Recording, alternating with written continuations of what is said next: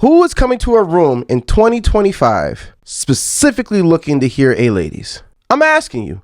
Or do DJs put that on as a filler because we know it works? It's kind of a cheat code. It's a call and response record. I'm just saying there's got to be a different fucking song that we can put on that's just not A-Ladies. A-Ladies, and I understand that. A-Ladies, you're right. But no hands, like you will legitimately get requests for no hands. I have never seen a request for no hands. Dog, you got a request for no hands in the disco on Saturday. That is true.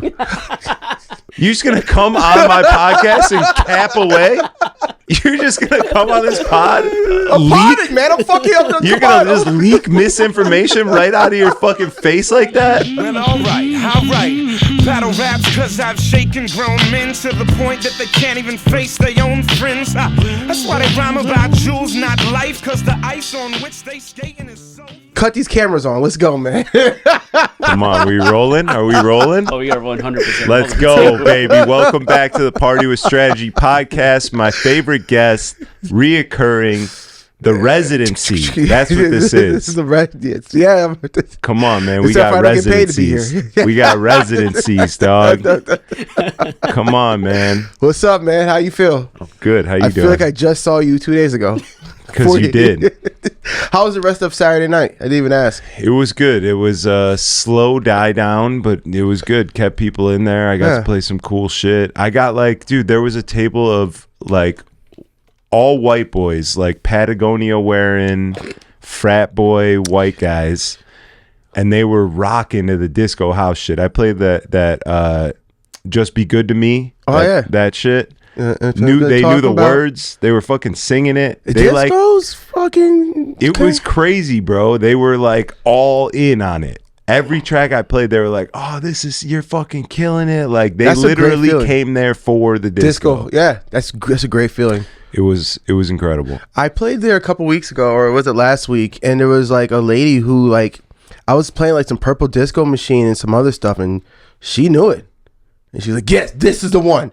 I love this track." And I was like, "What the fuck you know about this track?" But I mean, she knew the tracks, so it was impressive.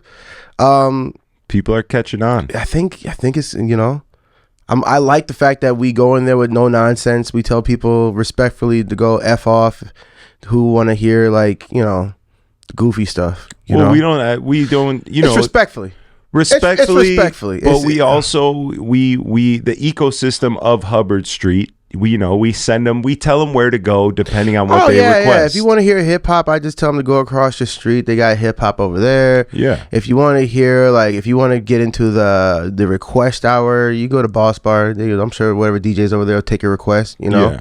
There's specifics depending on what you're asking for. You'll get sent in the direction of your needs, which is part of the respectfully. I'm not telling people to F off, just like F off, but it's like a respectful. Hey, we really don't do that here. I'm not gonna stop what I'm doing to play your Taylor Swift track or your Bad Bunny track or whatever. Insert hot artist now of the night. I'm not gonna play that. Yeah, unless I have a remix, and then I'm all for it. But what's up, man? Are people? It seems that I feel like people are. So let's start with how's your week, man? I know you. I know you want to jump right into. I want to slow walk the dog a little bit. Come on, man. Let's get wet. This guy wants to get. Let's get wet, bro. Is it how you start off sex with your fiance? You just go right in at it, or you have no build up? Like what's your approach here, bro? Let me tell you about sex right now. I haven't jerked off for 64 days. Sex is a different thing for me. Sex is something that it's never been for me in my entire life. It's crazy. You don't have to worry about it because it becomes like get up and brushing your teeth. It's just you have the toothbrush at home. You don't really think about it. Yes, my fiance is a toothbrush. That's insane. I'm just saying she's part of your routine. It becomes a routine thing. It's more, not like you're having sex because you're passionate, obviously, yes, but then it's like I got a need, you got a need. Yeah. I'm not going anywhere else, you're not going anywhere else. We both can squash this together now. We have a good mutual agreement, which just the sound of it is like, oh, that's like not fun. It's not great. It's called monogamy. Yeah, but just taking this spontaneity out of it and all of that makes it sound scarier, not scarier, but like less thrilling and whatever. But I'm telling you, the fact that I've been channeling all of I haven't just been shooting it out into paper towels. Like I'm saving it up and I'm using it in the right place that it's supposed to get used for. It's a whole different thing. It's a new thing for me. I'm just saying, I don't want to get too deep into it. I was going to go somewhere, but we're gonna keep it. I don't want to get too deep into it. Like the first 5 minutes, but I don't think, like, I'm trying not to curse. I'm trying to keep the language kind of. I want to get picked up by the algorithm. So let's wait a little bit before we talk about shooting in paper towels, dog. Okay. I definitely want to circle back to what are you doing with your life? This is like the white trash tacos all over again. Is that how you living?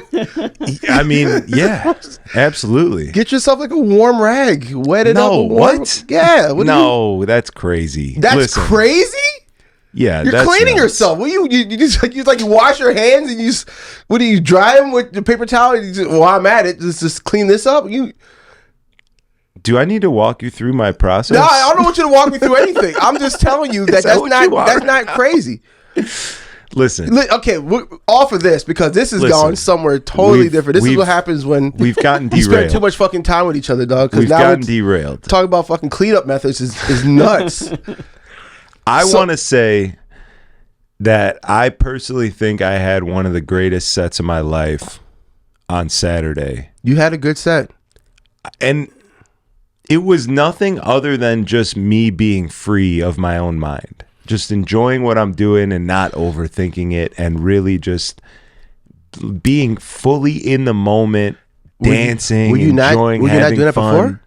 I mean, that's the battle for me is being able to get to that place, is being able to let everything else from your mind subside, not overthinking it, not worrying about if this song I'm about to play is going to be, the one that gets them going. Like, all this shit that we think about overthinking DJing.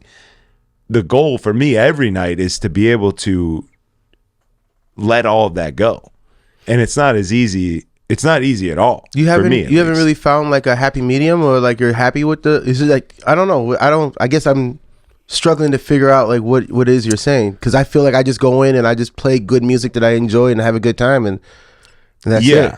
That's it for sure. But for me at least, there's always like my mind is always racing. My mind is always going, and more times than not, it's for the worst for myself. It's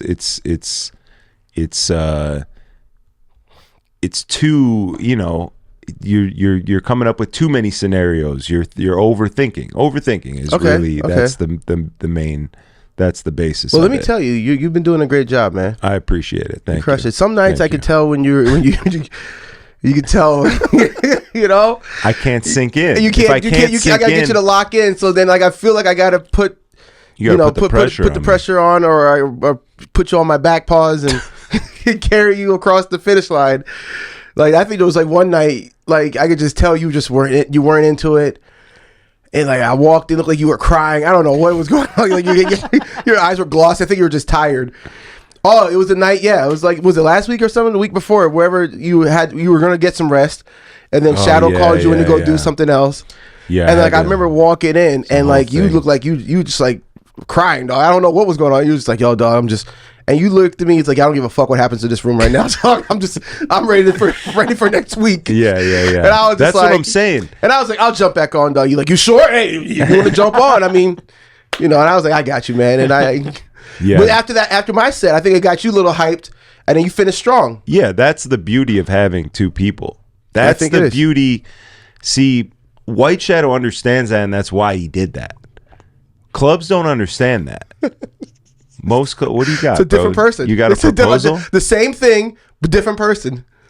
This is crazy, dog. This is nuts. Let's talk about it. What's going on, man? The streets are feeling your absence. I think that's what's happening. I think what's going on is, and I've been a proponent of saying this I've been a proponent of like a person who's been preaching this for a while. You can always tell how good a DJ is when the room is slow.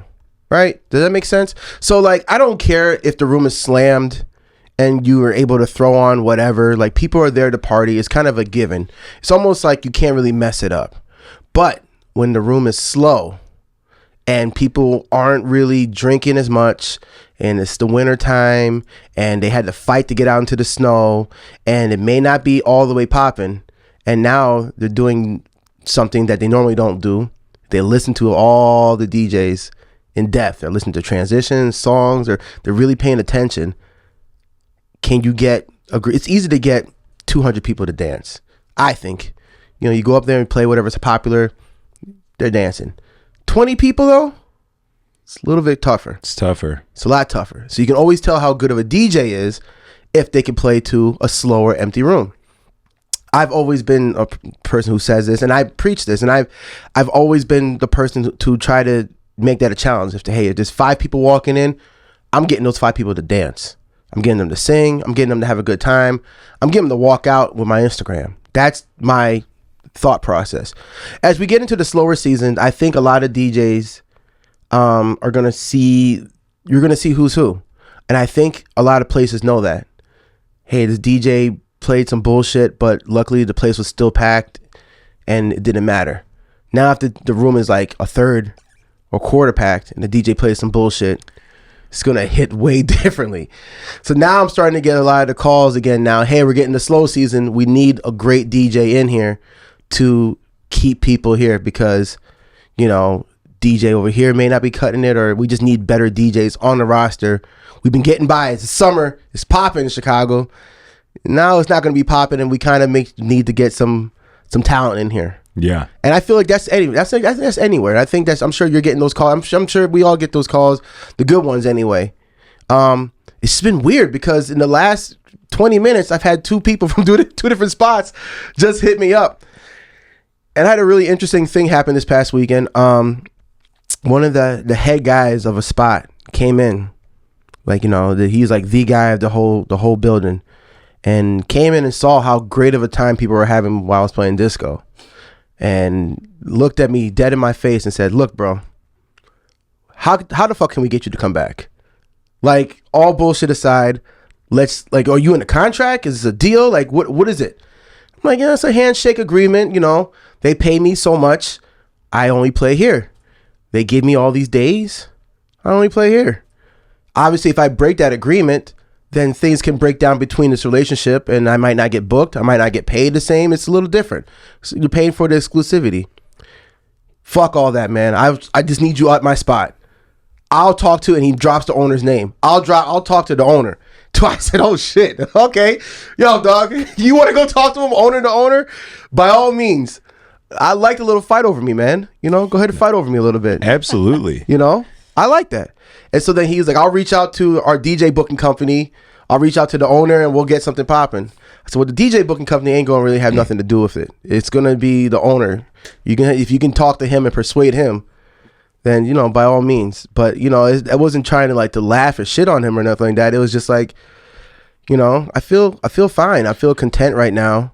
And I don't want to ruin the good thing that I have going on just for, you know, a few $100 somewhere else. You know, yeah, that's what absolutely. it is. That's not worth it. It's not really worth it to sully that relationship for the paycheck they've been supplying and paying me every week to, you know, to go play at another spot for a couple $100 at a room that doesn't really know me, doesn't really appreciate me probably anymore. And I can figure it out. I can figure out any room in America, I feel like, but it's just, you know. No, you know, the saying is, you don't know what you got till it's gone. That is a fact. And that's a fact that everyone's feeling right now, my boy. We left in March. We're coming up on December. We're coming up on the slow season. We're coming up on the slow season. And some of these other guys who've been taking over have been doing an okay job, but sometimes okay doesn't cut it. We need an extraordinary. We need somebody to come in. Best. We need the top of the line. We need the guys who can come in that could read any room, that could play the 15 people if the room is slow, and squeeze every last little dollar out of these kids. Mm-hmm. And you know, it's just funny how it works because everyone's in the same rat race. Everyone's in the same rat race, fighting to get $50 more on their shitty little checks for their headlining set at the same clubs. And we were in that shit too. Yeah. And it really only like the only real way to prevail is to remove yourself from that fucking race. Well, then you can come back. Now everyone wants you back, right? And maybe it'll get to a point where somebody gets the opportunity to get you back. I would love to come back. I would love to come back to a lot of these spots. That's not the problem. The issue is like I don't want to. The issue is that I went to all these spots. Every spot you can think of that I was at, I went back to them and asked for more money. To which almost every single spot told me the same thing. The budget is the budget. There was no more money for DJ Heavy. Now, seeing that, it's when I was like, hey, look, man, this is it. I don't know. This is the end of the road. Maybe this is my zenith. This is my cap. Maybe I just quit, or maybe I just do this on the side and get a real job, but if I get a real job, then like it's going to be work all week and then trying to get a gig in on a weekend, whatever. So I was flirting with the idea of quitting. Now, Celeste comes over and says, hey, we'll pay you. What's the max you've been paid? This is probably the highest I've been paid in Chicago. We'll do that twice a week. And then we'll give you 2 other days. Oh, shit. All right. Well, shit. Now you got me. So now, like, that's kind of like where I don't want to say loyalty, but that's where my priorities are now, right? Yeah. And it's loyalty to an extent because it's like they've been paying me and, it's whatever. But like I would love to come back and play with these other places, but it's almost like I gave them the opportunity to do the right thing almost, right? Yeah. It's like, hey, I need more money. I can't really survive on what you're giving me. And, hey, man. But that's what I'm saying is somebody put a ring on it. Like I'm sure there's some guy kicking himself in the ass for letting Aaron go. You know, Aaron's a great catch. And guess what? Should be yours next month. She's mine. Yeah, she's yours now. No, but that's what I'm saying is you got to you were in that race and you went to them and you wanted to get more money and they said no. Oh, unfortunately, they give you the whole fucking corporate spiel. We got 35 guys who are doing the same job you're doing. Blah, blah, blah, blah, blah. Okay. All right. Cool. Yeah. Cool. So when someone does recognize your talent and they buy you up off the streets, now you're not in that rat race anymore. People are fucking feeling it. And now they're ready to give you money. They're ready to give you what you deserve, what you need, what you've earned, what you're worth. I feel like it, man. So it's just interesting, man, because like I said, I just got another text, so I got to go through that and read that one too. I think that we should put them all on the screen. I think not. No, I'm not doing any of that, dog. Oh, that'd be the end of my nightlife career right there, dog. No, it would be just the beginning, my friend. No. I don't want to do that. We're just getting started, I don't want to do that. I'm not. Listen, you're the disruptor. I'm kidding. You don't have to do that. I'm kidding. You're the guy that likes to go in and like talk about some of these failing businesses. I mean, it's like what? Look at Diamondcut's face. Everyone's talking about it. Everybody's talking about it. I might as well just do it and make it a little bit comedic. You know what I'm saying? Like it's not like I'm breaking news. You were just like, I'm not fucking. Where was the comedy part? I didn't catch any jokes. If you can't beat them, join them. It's pretty funny. That's crazy. That's pretty funny. That's a funny perspective that nobody took. Nobody had that perspective. All right, fair enough. Nobody was able to put 2 and 2 together. Okay. If you can't beat them, join them's pretty good. Okay. I'm not a comedian guy. I don't know. Bro. You watch more Kill Tony than me. So I watch every week tonight, 7 p.m. Central. Shout out to them. That's a great plug. You getting paid? What's up, man? Man. I got my little joke book right here. But there's these DJs can't cut it. There's a lot of DJs. Well, I don't want to say that's driving the price down. No, don't be soft. Don't act like these cameras are on and you want to get fucking what's the word? Dog, you on your shit. I like it though. I like this, man. You're spicy today. I want motherfuckers to know what the fuck is going on in this city. Yeah, that's what this podcast is for. All right. And you got to the point, you've been worn down to the point of where you were gonna potentially quit DJing. Yeah. It's gonna be a lot less. Some fucking idiot stick put you in the same box as easy. Easy. I know. We got it. We got it. We got it. We got it. We got it. I'm saving you from yourself. Like, we got it. We got it. And now they're fucking feeling it, bro. And now they're feeling it. And you know what my favorite part is? This is happening, right? People are coming, knocking on your door at the same exact time that the place that has been so good to us thus far is starting to reevaluate as well. We're going into slow season. Yeah, everyone's doing the reevaluation. Everyone's it's looking at the numbers. They know what's coming up. January, February, March is a little slow, and they want to, maybe we'll cut this night, or maybe we'll shift this around. Maybe we'll do this and that. But the reality is, sure, for sure. Yeah, do that. But also, all these other opportunities are bubbling up too. So like, it's all happening the way it's supposed to. Yeah. That's the beauty of it.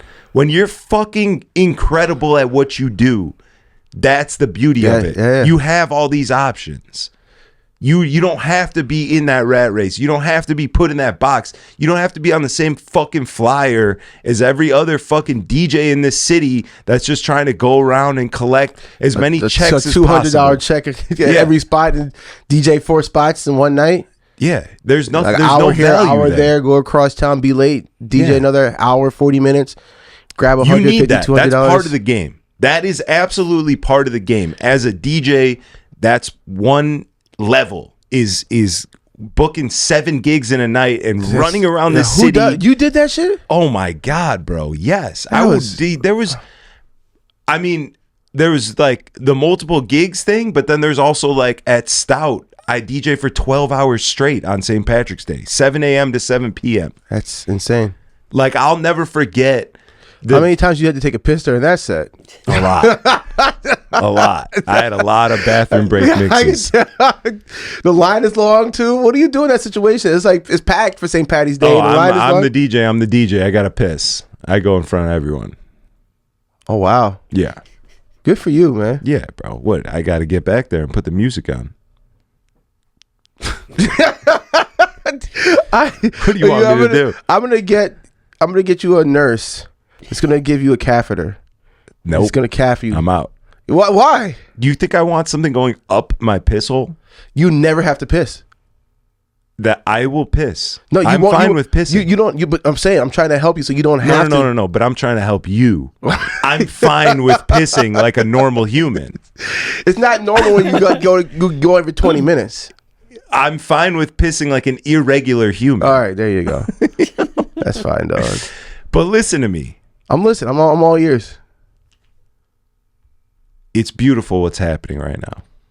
And you need to really utilize everything that's happening. You need to play every piece against each other. We're looking at a chessboard right now. This is a chessboard. You got fucking bishops coming for your shit. You got your queen is on your side. You got to use your queen to take their bishop. You got to fucking every piece matters, and where you position it is how you fucking win the game. And you're in a great position right now. That's deep. That's deep, man. Thank you for that too, by the way. Absolutely. I feel like I can do 10 push-ups right now, right here on camera. Yeah. I feel that was a motivational speech I needed. It's not quite white shadowish. Yeah, I'm trying to get there. It's close. I'm learning. I can see. I'm practicing. I can fucking see, though. It's getting there, though. I'm trying. Man, but that's not. I mean, I'm sure you've been offered. I mean, I heard you got offered a gig, bro. and it was half of what they were paying you before. Yeah, it's insane. It's insane. The shit's falling apart. I mean, the beautiful thing is that, like, I talk a lot of shit, so I feel like a lot people, of shit. And especially like the A ladies thing, I feel like people are butthurt about that, which I just kind of learned this weekend. You've been going kind of crazy. I'm not gonna lie. You've been going nuts. I'm just doing my thing. I'm just doing me, which is all I know and all I can do. And my count of how long it's been since I've played A ladies is affecting other people. Do you have mentally. and that's how I know that it's doing something. That's how I know that it's valuable. Do you have like a counter on your phone? Yeah. Like how I have I haven't I dropped alcohol. I just go since March 1st. Okay.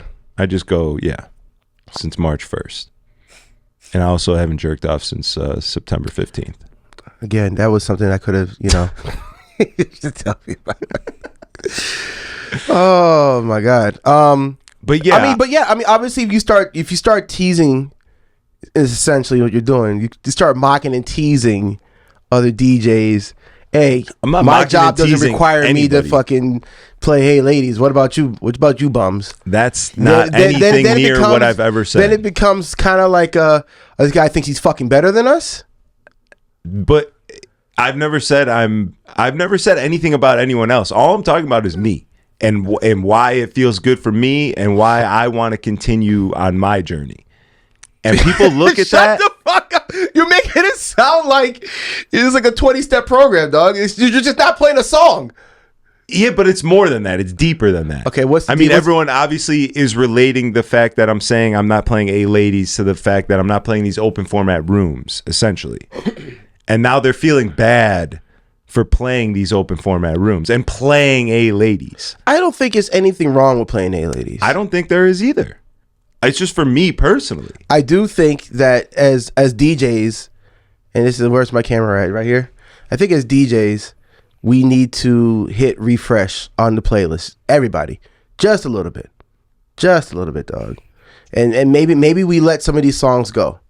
Maybe we just stop playing A Ladies altogether. Maybe we stop playing No Hands altogether, dog. Maybe we just stop playing all of the Drake songs. Why would you though? You're going to be if you're in a room that requires that, you're going to lose. Who is coming to a room? That's a losing battle. Who is coming to a room in 2025 specifically looking to hear A Ladies? I'm asking you. Truthfully, or do DJs put that on as a filler because we know it works? It's kind of a cheat code. It's a call and response record. And if the room is kind of lacking, you know, you can throw that on and girls will shake their ass. It's the safe bet. Absolutely. I understand the psychology of DJing, ladies and gentlemen. I'm just saying there's got to be a different fucking song that we can put on. That's just not A Ladies. A Ladies, and I understand that. A Ladies, you're right. But No Hands, like, you will legitimately get requests for No Hands. I've never seen a request for No Hands. Dog, you got a request for No Hands in the disco on Saturday. That is true. That is true. You're just going to come on my podcast and cap away? You're just going to come on this pod and I'm potting, man. I'm fucking up. You're gonna just leak misinformation right out of your fucking face like that? I told them to go fuck themselves. Respectfully, of course. I forgot that happened. You fucking sicko, bro. I almost got away with it too. You're a sicko. For you meddling kids. But you are right about A Ladies. You will never get like a specific request for it. But if you put it on, like a birthday song, like Say Ah, you can still get off. What's another song that we play all the time that is just like, it just needs to be refreshed? It's just like Bottoms Up. In the Club too. I mean, In the Club's, it's kind of like a millennial staple, I feel like. And no young kid is coming in the club asking for that. It's somebody that's over the age of 35 asking for that song. Yeah. To step in there. You know. Yeah. But no 20-year-old wants to hear In the Club. I can guarantee you that. I'll be honest. We had some homies come and visit us, and it was incredible, and I love them. But I did get a couple A Ladies comments from them, and it made me realize. Oh shit! It made me realize, like, oh, they're like kind of they're feeling some type of way. Nah, for sure. What was the comment? The comment was like I didn't have to play. They like just brought up A Ladies, yeah, and like, dog, in my mind, nobody's even thinking about that. Like in my mind, that's my funny, here's stupid a pot thing. Of shit, and then here's strategy with a stick, just stirring this shit up, dog. Like, what are you conjuring up, dog? You're gonna get me fucking beat up. By who? For what? You're starting shit with all the DJ community. I'm dog. not starting anything. I'm just expressing. You know, I feel things. You know what it is? Ever since he started wearing Gucci in the club, I've noticed this has been a different strategy. I have a heightened. It's been a different strategy. It's been a different Zach. Is your name Zachariah? That's too black. It's like Zachary. Zachariah is way too black. Zachariah, if you want to go Jewish with it. Zachariah. You got. I don't like you're hawking a loogie. Zach comes from here. Listen. Ever since you started wearing Gucci, man, it's been a different Zachary. It's been a different you. I can't say it. It's been a different you. All I'm saying is I take note of these things, and there's nothing wrong with it. I'm not saying that anybody's wrong. I'm not saying that there's bad blood. I'm not saying that there's like anything negative. I'm just saying that you got the little smart ass. My stupid thing, like to me, social media is not real. Social media is the simulation. Like, you know the simulation theory, obviously, right? Well, it depends on which one you're talking about. There's the simulation theory where like we are not actually living a real life. I thought you were talking about the stars are really just holes for people to look into us like a zoo. Well, I mean, that could. I don't know if you ever heard that before. I've never heard that specific thing, but that does tie in. Like this world is a simulation. Is something that was created by someone else. You know, God, sure. Or there could be some dude named Joseph who's playing a fucking video game right now that we think is God. It's, you know what I mean? Like, all I'm saying is you understand the simulation theory. Okay. The social media is the simulation. Social media, this fucking phone, we are in the simulation. And I don't think it's this. I think it's this. It's every day you wake up and you get on that phone and you enter into who you are, who you have become over the last 35 or 63 years, you know, like. Why you point to me at 63? What the fuck was any of that? No. That was crazy. We're just gonna skip over that. Or 63 years, you know. You get on this fucking phone and you just do.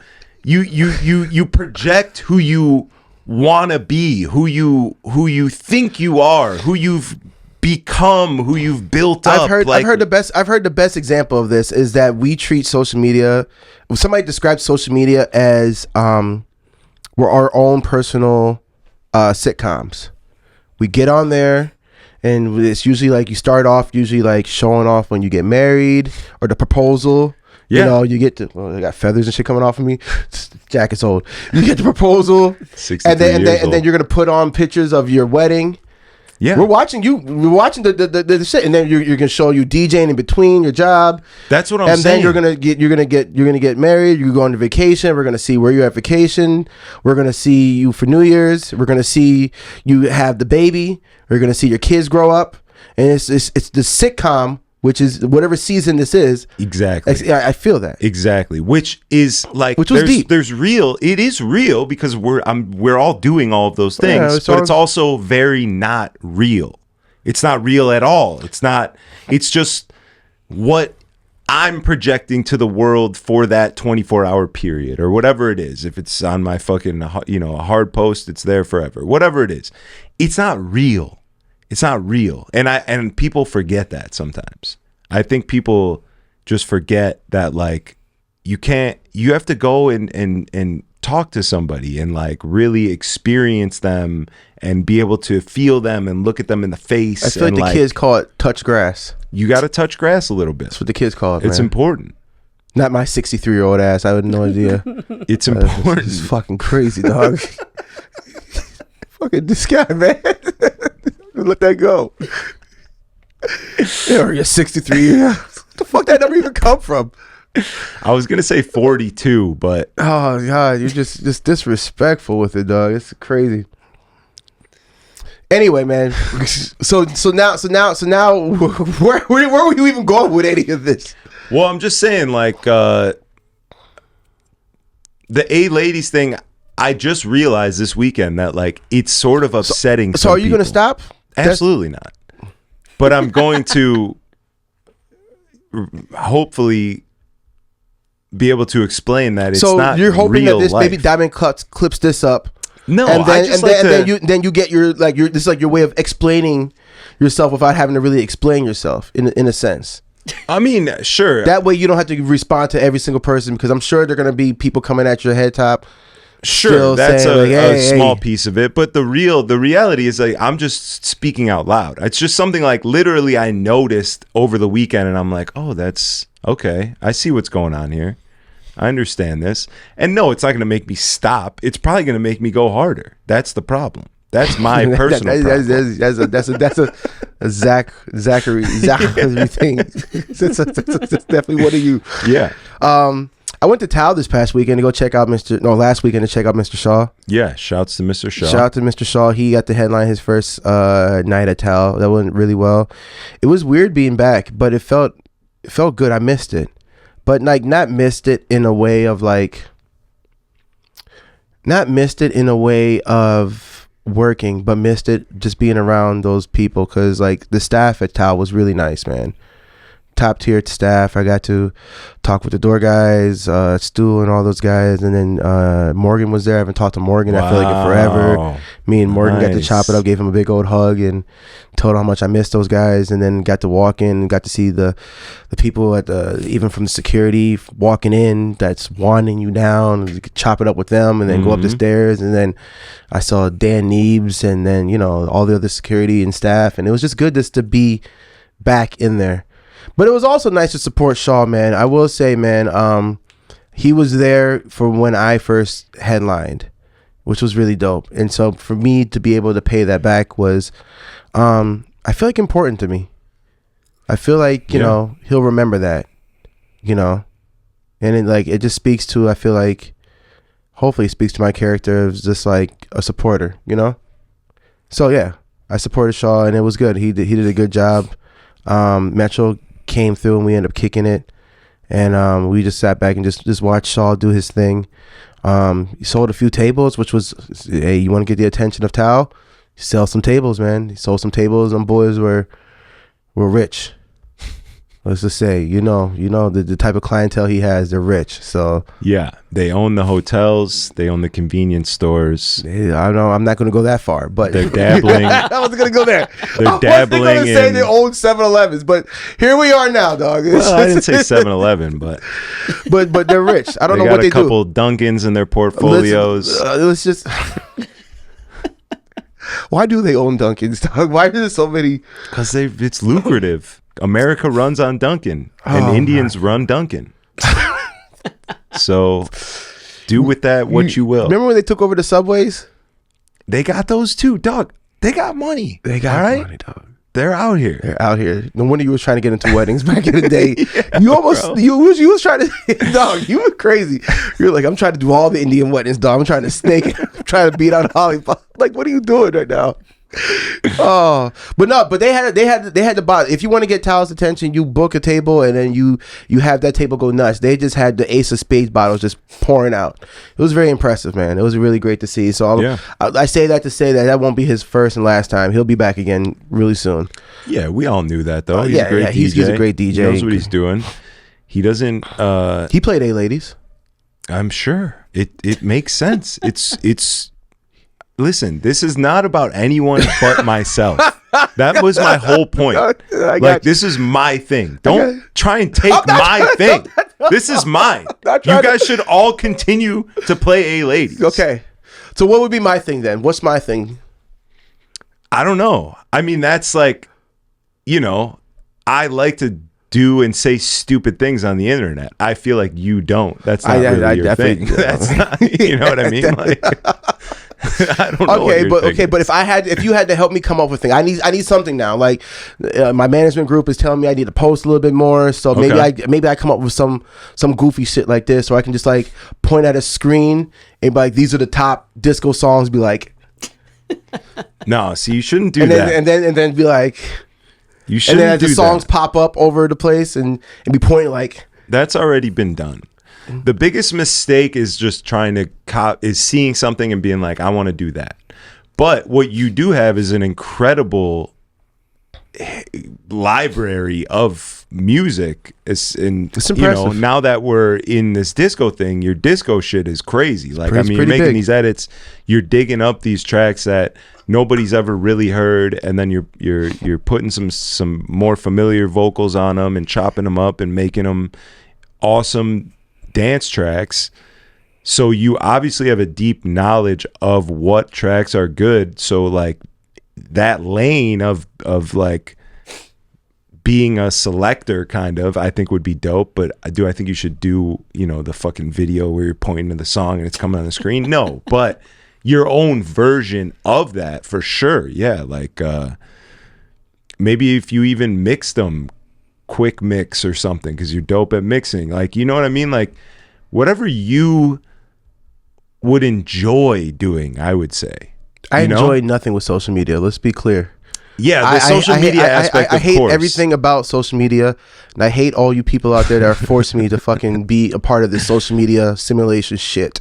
Yeah. All well, right? that's the beauty of being able to come on this podcast. Yeah, you're not getting paid, fucking asshole, but you do get an hour plus worth of fucking content to be able to chop up and go through or whatever. It's just free but then, media. dog. I mean, let's be honest, dog. I mean, are you booking somebody because they sat on a pod? Well, are we talking about getting booked or are we talking about social media? We're talking about social media. I only use. So what are you talking about? I only use social media for like a business card. It's an electronic business card for me. If somebody says that's not true because you have your family on there and shit. So it's more than that. Not really. I could take them off and I still have the pictures on my phone, dog. Of course, I'm not saying what you could or couldn't do, but like your social media is more you than it is just. It's just it's just to get booked, and the kids are a pawn in that.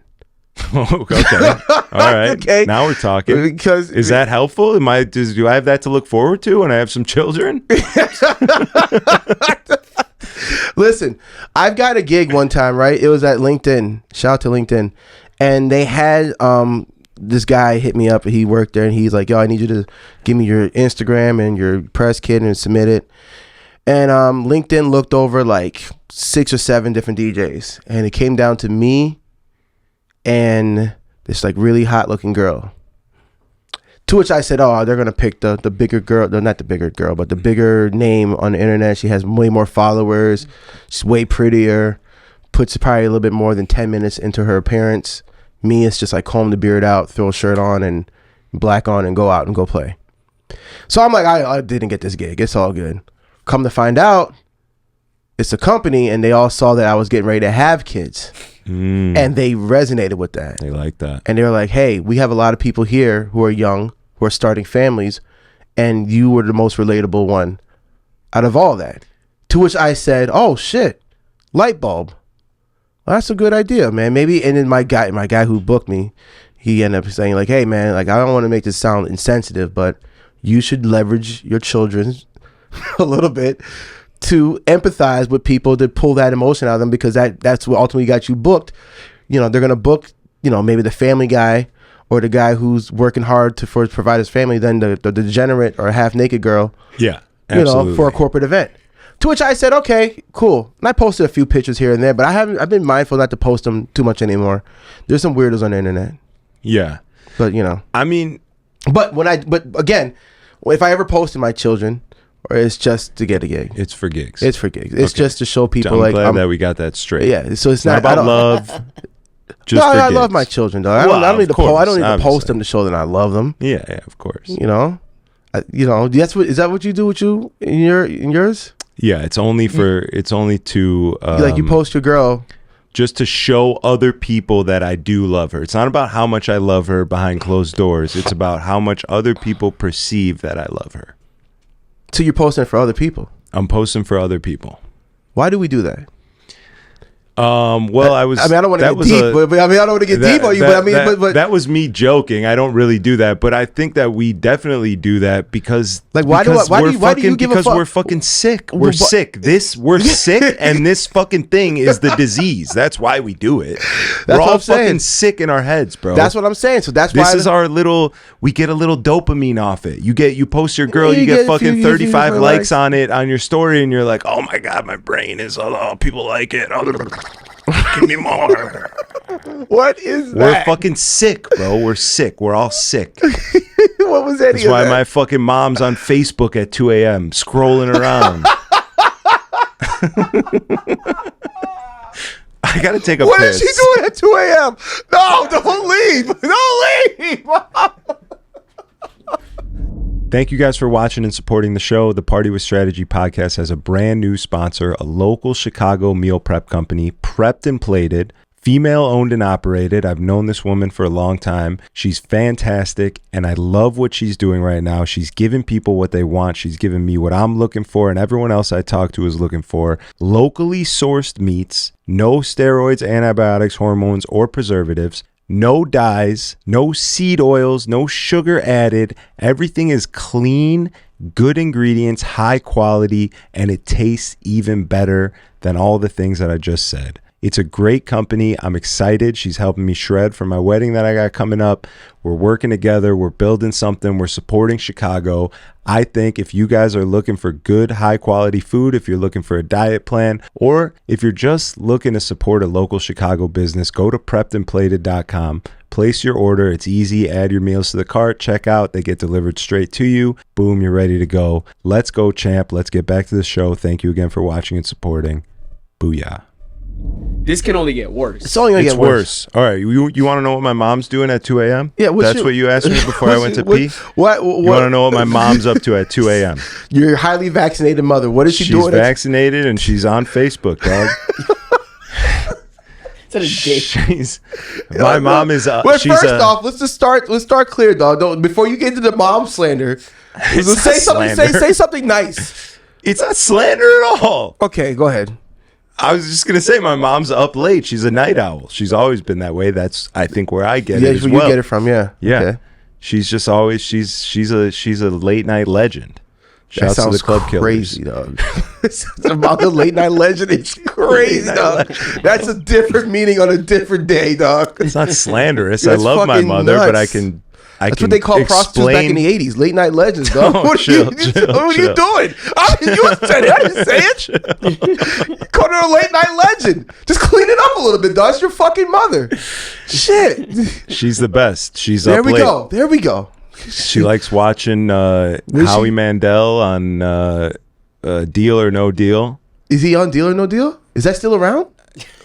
Apparently. Wait a minute. Is Deal or No Deal still on TV? Apparently, there's a channel on Roku that's just Deal or No Deal 24/7. Oh, okay. So it's old episodes. They're not. They can't. There's no way this new. She's a late night legend. That's crazy. Lady of the night. That is not what I said.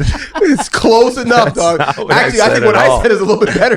Late night legend. Late night, and then you add legend on top of it. Makes it very subjective, dog. I'm just helping you out because you got to go to Thanksgiving in a couple of weeks, and I'm just making sure that if she sees this and it gets back to her, that she's like Zachary. I still can't get it. What are you doing? Why are you calling me a late night legend? You got to rumble like in your throat a little bit. What's your mom doing at 2 a.m. at Facebook, dog? She's just scrolling around. Whatever anybody so how would do you be know doing that? on Facebook. Did you see activity? How do you know she's up at 2 a.m.? I don't know what my mom's doing. I don't know what my mom's doing at 2 a.m. She could be on Facebook. She could be the late night legend. I don't know. But, I don't know what she's doing. How do you know what your mom's doing at 2 a.m.? Because I love my mother and I talk to her often. And your mom... You talk to your mom at 2 a.m.? Sometimes. That's crazy. We both know that we're up late. So like if my mom's up late and she has a question for me, she'll text me, and if I'm up, I'll answer. Okay, you know what I'm saying? That's different. That's different. Well, I mean, all you really want to do is just take things out of context here. I'm just trying to give you the real deal. Just try to help Holyfield here. Listen, man, the internet is a place where you say something like, I feel like quitting DJing, and everybody just has like their own opinions and they skew that to like a whole different thing. I said some shit up here and then we put it up on the internet and then people just take whatever you said. Yeah. And then they add their own little narrative to it and they spin it in these fucking comments, and now you're the guy that can't DJ or can't get a gig, and you're just like, that's not what I said at all. Yeah. Well, I like the... So I'm just helping you clean it up, that's all. I'll be all right, I think. Yeah, I think you'll be fine. You don't give a fuck. I like the idea of us figuring out what you should be doing on social media. Okay, so I like that. I like the little brainstorm. So let's brainstorm some other ideas, man. What are you thinking?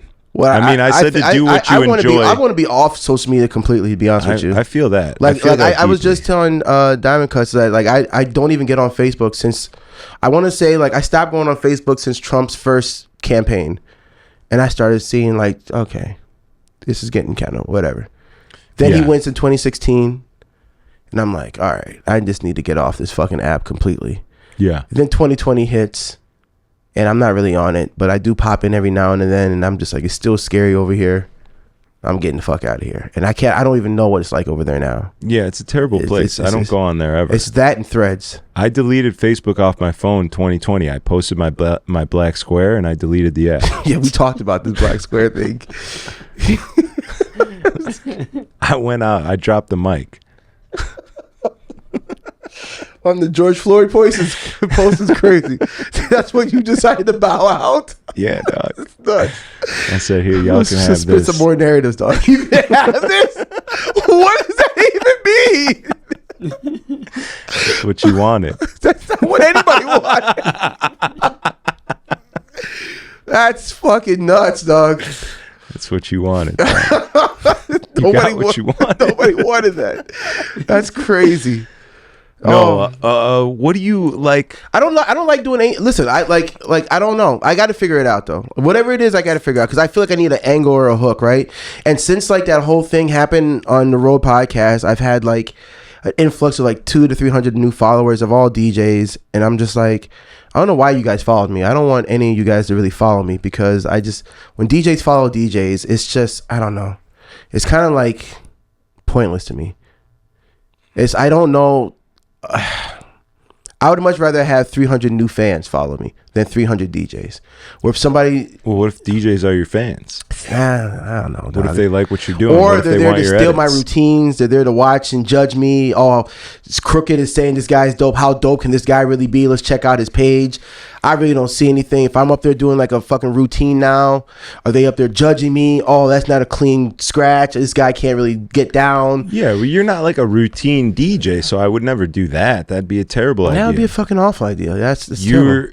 You're making really dope edits right now. Like you could do something you know what like it is? that I have a problem with production. I have a problem with faking it.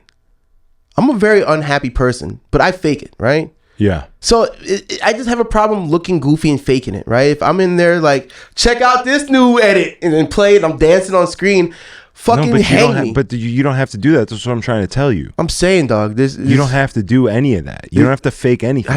You could go put up your Ableton screen and have a video of you being nobody is going to, that doesn't get any that gets no engagement. Let me finish. That gets no engagement. Listen, you could put it up and say, listen to this fucking piece of shit compressor I put on this fucking shitty track and I hate it, but I know you guys are gonna like it, so here it is. You know what I'm saying? Like you can hate, you can be angry. You don't have to fake anything. You can just be you and be angry. People are gonna be drawn to authentically you more than fake bubbly you. You know what I'm saying? So no matter what it is, as long as you're just doing you, you're an enjoyable guy. Sometimes. I'm never. I don't want that narrative out there. I want people to think that I'm an asshole, and I want to be unapproached. You want people to think you're an asshole, absolutely, and you want to be unapproached. I want to be unapproached. So take that and put it into a video. That's a terrible idea, because I don't want people. Listen, I don't want. You know what it is? It's like when people come up to you and then they. I don't know. You like it though. Like you like getting those weird people that come up and just say weird shit and want to like that one guy who was like strategy. You remember that guy? Yeah. Remember him? Yeah. And I looked at you and I was like, that's why I don't be on the internet, dog. Look at this fucking guy. He was you should have seen it. My man was. I got the pictures too. He was fanning out. Oh my God! It's strategy. Like, that was a nightmare for me watching you go through that. I think I might have went home and had a stress dream. I might have pissed myself in the bed just thinking about that whole situation. It was terrible. Yeah. It was awful. I just pictured, like, I don't want any of that, dog. It wasn't great for me either. I didn't enjoy it either. It's terrible, though. But it's just what it is. I mean, if you want to be the best at something, you have to realize that people are going to recognize you at some point. You know what I'm saying? Yeah, I guess so, man. If you want to be the best DJ in this city. Look at Paul. I tell people I work with White Shout, and they're like, yo, who the fuck is that? At this point. And I'm like, dog, he's in a great position. At this point, yes. But when he was the guy in this city, when he was running the DJ world of Chicago and whatever, like, I could guarantee you there was motherfuckers running up to him in the club all the time. There's people running up to you all the time too. It's weird. And it's not like it's not like people from the internet, but it's people from our industry that are like, oh shit, Heavy, what's up? Like, my fucking guy, you're the man. You know what I'm saying? Yeah. Is that all right with you? Is that less of that? I just want to be your opener. All right. That's what it is, man. All right, let me see that phone. I'll text homeboy back. I'll get us in. You can open. There it is. I'll headline. I'm okay with that. But you got to play A-Ladies though. That's not happening. Oh, you got to break the curse. I can't. You know. You see how this works? You know how dope of a fiance I have is that she deleted it off your computer? No, there was one point where we were talking. She's like, I don't even know what A-Ladies is. I don't even know that song. Like, you talk about it all the time, and I don't even know it. And I was like, you do know it. You just don't know it yet. And I open up my Spotify, and I searched it, and I go to play it. And she goes, whoa, you can't play that. You can't play that. It'll break your streak. I have to play it. So she played it. That's pretty strong. It's pretty strong. She kept me going. So technically, A-Ladies being played is like it's even like off your phone. I can't press play.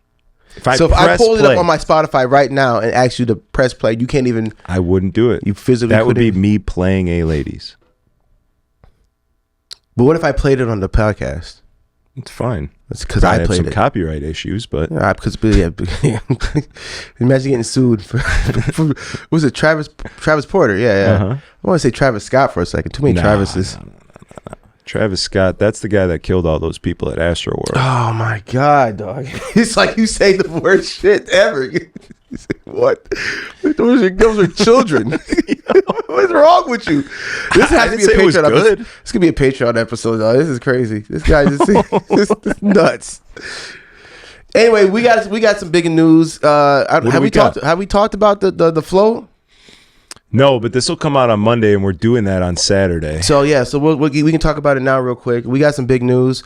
I always hate when DJs lead off with like, I got big plans coming up. A lot of things annoy me when people just get to talking. Oh, mark the date, big announcement. Just fucking tell me, guy. Yeah, that's the dumbest thing. Don't bait me into it. That's the dumbest thing. Just fucking announce the shit. You wasted the surprise factor. Like, yeah, dog. Like you burned yourself. You fucking just posting big announcement coming soon is literally just playing the song before you're playing the song in the headlining slide. Like, what are you doing? Just tell me what you got going on. As a DJ, you should know better than that. Just tell me what you got going on. That's just all. Make the big announcement. Just make post the flyer and make it a big thing. Don't announce the announcement. Don't post That's those. crazy. Yeah. Don't post the flyers coming from that one spot though. Nobody should post those flyers. Dog, let's talk about flyers. Well, let's get to the big announcement first, and then we can talk about flyers. Put a pin in that. Remember flyers. So this Saturday, the Disconnect, which is myself, Strategy, and White Shadow, or I should say White Shadow, you and myself, whatever. Whoever. Yeah, make sure you're last. Yeah, make sure I'm last. Let's make sure I put me in the back. We'll edit the first one out. Yeah, we'll edit the first one out. That's fine. We're gonna be on the float for the Festival of Lights, which is pretty cool. It's gonna be our own float. We're gonna be freezing our balls off outside. We're gonna be DJing on this float. We're gonna be on TV, and it's gonna be a Disconnect branded thing. And we're gonna be putting on for Chicago. Diamond Cuts just showed me the little video package that was gonna be playing in the background of Chicago dope stuff. It looks really cool. I'm excited. Except the concept. Not really too keen on the concept. Now, here's my issue. First of all, let's give Diamond Cut his flowers for making the visuals that are going to be played on the float that are also going to be seen on TV. What channel? I couldn't tell you. I couldn't tell you. I couldn't tell you. Whatever it is. Yeah, these Google. Does Festival. TV even have channels anymore? Yeah, it's just, I'm sure it'll be on DVR somewhere. That's how I'm gonna go back and watch it and just see. But so yes, he did a great job. not a big fan of the theme per se. Now I'll get to that in a second, man. Why?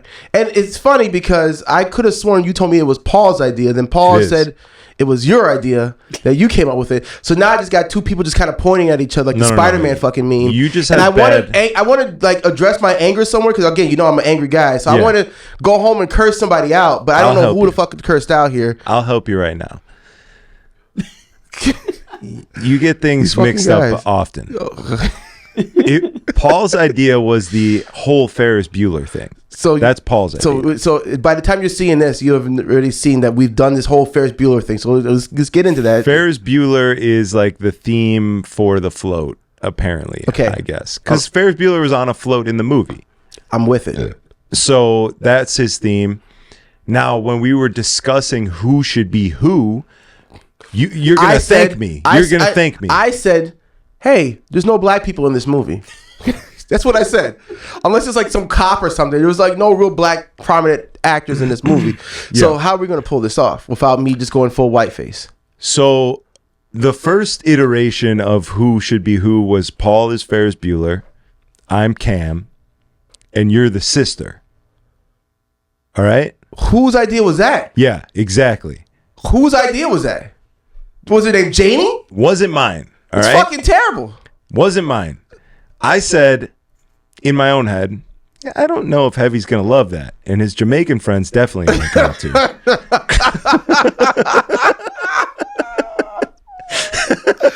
Go ahead. Keep going. So I said we should have Heavy be Abe Froman because, first of all, Abe Froman is from Ferris Bueller. It's a hilarious reference. And there's even another layer to that. The Abe Froman Showman was like the illest DJ crew. Do you even know about the Abe Froman Showman? I have no clue. It was like DJ Five and Captains and like those guys. They had their own little stint as the Abe Froman Showman where they had like basically they were like that was their little 4 a.m. or scam artists or whatever like before all the big companies took off. Okay. So like that's dope. So I was like Heavy should be Abe Froman because Sausage King of Chicago, hilarious, but right also just stop right there. And that's the problem. And there lies the problem with my Jamaican brothers. You can't be the Sausage King? No, absolutely not. Do you understand? Because it's too late now. Like the plan's already in fucking motion. So by the time you're seeing this, I would be dubbed the Sausage King of fucking Chicago. To which I become a punchline and a joke. It's not though. It's okay. Pick someone better. I can't. But here's the thing. Here's the thing. When we get, I'm thinking about TV. When we get to TV, right? Yeah. The lady's like, oh, hi, Jan, look at this. And up next is this float. And it's a take on Ferris Bueller's Day Off. Look, there's Ferris and there's his buddy Cam. And who's that gentleman right there? Oh, that's Abe Froman, the Sausage King of Chicago. Oh, look how great he looks. Look at all those. Look at that. The Sausage King of Chicago. Look at this fucking guy. Yeah, I don't see a problem with that at all. I just don't want to be. Maybe it's because I'm not homophobic. I don't know. I'm not homophobic. But I don't see a problem with it. That's all I'm saying. I don't want to be dubbed the Sausage King. That's what it is, dog. Listen, if you want to be Cam, if you want to be Black Cam, if you want to be Cam Patterson, how about that? How about you're Cam Patterson and it's a take on Cam? You have to do like Cam Patterson's hair, but you have to wear the Red Wings jersey that you're Cam. That's easy. I just wear a Red Wings jersey and I'm fucking Cam. There it is. That's the outfit. All right, you get some skinny jeans and Red Wings jersey and you're fucking the guy. So you want to be Black Cam. You want me to put on and tell them what you want me to wear. Look at that camera and tell them what you want the Sausage King to fucking wear. I thought it'd be funny if you had a fro because it's Abe Froman. So okay, we're already starting off with this. And then you have the Abe Froman shirt, and then you have like the King's fucking red robe with the white fur. I'm in. If you want to trade, I'm fully in. I will be. I hope that we trade, and I hope that it goes on TV and people are like, "Oh my God, that's the Sausage King of Chicago." Your personality is Sausage King. Well, I don't know how I feel about that, but you are. Okay. Who've had more dick pics in this room leaked? Me or you? Me. Okay, so by nature, you're already technically the Sausage King. All right, that's a fair argument. That's a pretty fair argument, actually. That's a pretty fair. I can't really even argue with you on that. Oh, between me and you, whose dick is on the internet right now, dog? Like I haven't put my dick on the internet. My sausage has been canned. Wait, do we need to propose this to White Shadow? Like, are you serious? Because I'll do it. I'm fully in on Abe Look, Froman. man, I don't know, man. Listen, at this point in time, it is what it is. I don't. You tell me. It is what it is, man. It is what it is. Listen, you It say is. the word, I'm in. Because I haven't ordered my shit yet. I'll order the king shit. It is what it is, man. What you want me to do, man? I don't know what that means. It is what it is. Listen. I didn't plan this. I think I you're just- low key excited, I'm but not. you just have to pretend like you're not. It's fine. By the time you're seeing this, I'd be dubbed. I don't want any of you fucking people out there to come up to me and say Sausage King at all. It's a quick way to get punched in the face, dog. Don't call me the fucking Sausage King of anything, dog. You'll get punched in the face. Oh man, So, this pod took a left turn. oh man. This is- I'm the You Sausage really don't King. want to be the Sausage King, huh? You want to be the Sausage King? I would love that. I just don't think it plays as well. But hey, You can I'm go. in. You can get like a little Jew fro. yeah, yes, Okay. I might even have one. I think I have a Jufro wig in the closet. Why wouldn't you? That's what I'm saying. Oh my god! All right, The flyer. Are you do it. okay? no, let's do it. I'm Sausage King? You want to do it? Yeah. All right, let's call. Absolutely. Let's make the call. All right. We'll tell him. Let's make the call. All right. He's not going to do it. I'm absolutely going to do Let's make it. the call. I'm in.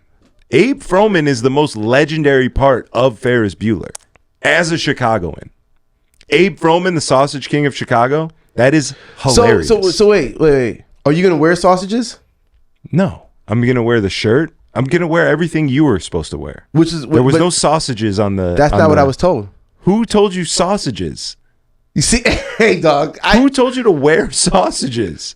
wasn't that a picture that said of a renderings of a sausage? No.